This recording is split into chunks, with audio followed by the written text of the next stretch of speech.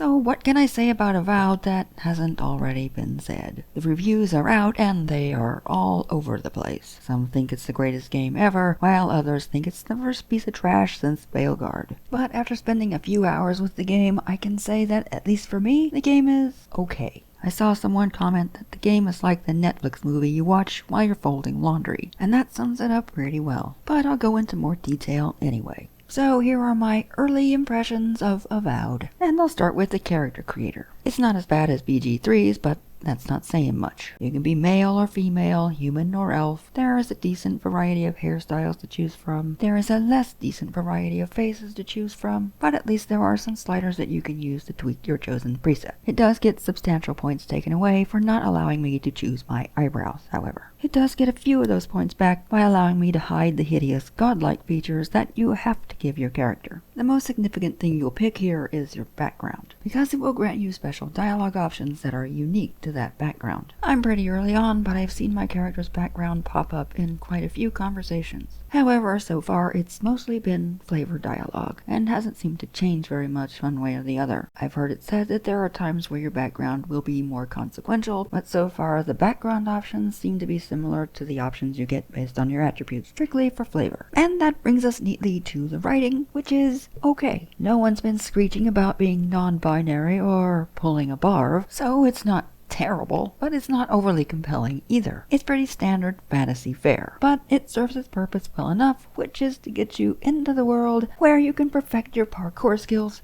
so that you can steal everything that's not nailed down. That's all well and good, unless you're like me and you'd like a little more from the writing and story in an RPG. I will say, however, that if you're a big Pillars of Eternity fan and you're really invested and interested in the lore, then you're probably gonna like it a lot more than I do. I don't hate it, but so far it hasn't managed to really draw me in and make me care. But speaking of parkour, I will say one thing this game does get right, and it is the exploration. The devs said they put a lot of effort into making sure that you can find stuff in every nook and cranny, and they meant it. If you can climb it or get behind it, chances are you'll find something.